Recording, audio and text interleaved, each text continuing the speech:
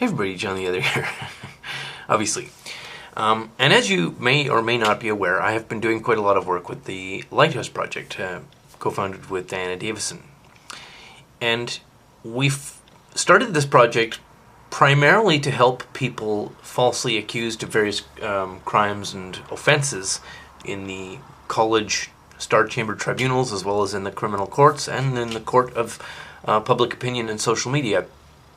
But what we did not predict was that we were going to spend an awful lot of time helping fathers trying to get parental access to their own kids in custody disputes and divorces. That turns out to be what we have spent an awful lot of time doing, and it seems to be a primary activity for the Lighthouse Project.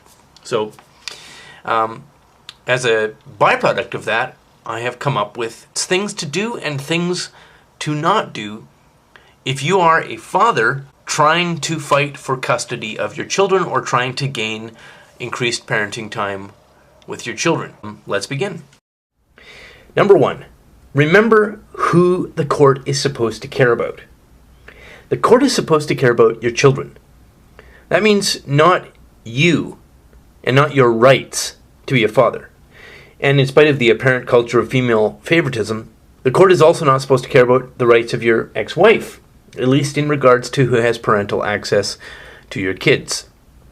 Your kids need access to both parents. And although there are a lot of female-favoring actors within the family court system, it is in the best interest of children to make sure that they have access to both parents.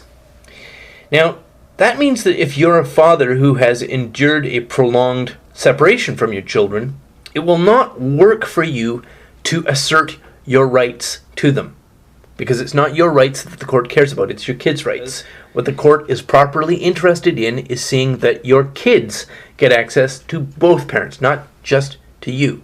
Your kids are not possessions to fight over. They're the people who you are supposed to parent.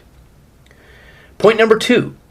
Remember that while your kids might be very young, unworldly, and inexperienced compared to you, they are fundamentally just as smart as you are, and they will see through any BS that you try to pull on them. So, obviously, don't try to pull any BS on them.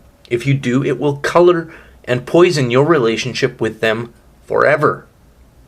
Number 3, don't make your children into weapons against your ex. That means don't use them as messengers in your fight with your ex. Don't cultivate your animosity towards your ex in the attitudes of your children.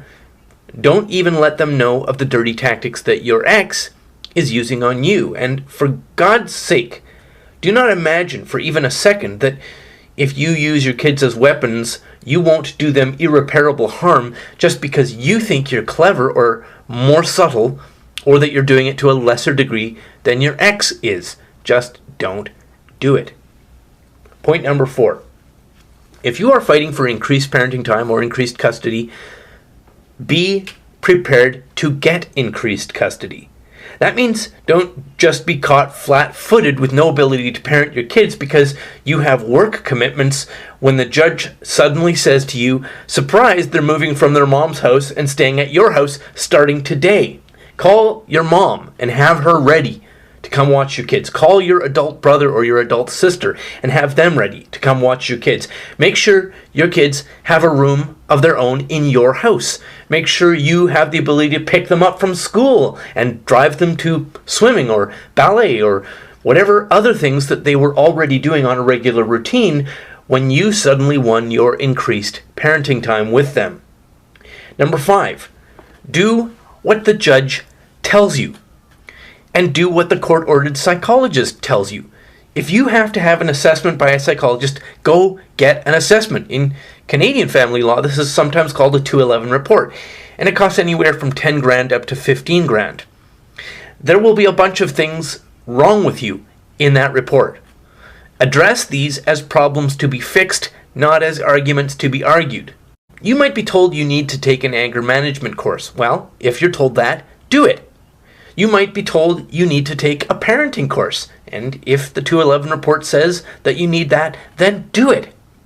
The court does not care about your hurt feelings. The court cares about your kids, or at least that's what they're supposed to care about. The judge doesn't actually want to deal with you or your ex. You're supposed to handle shared parenting time with her without his legal orders to do so.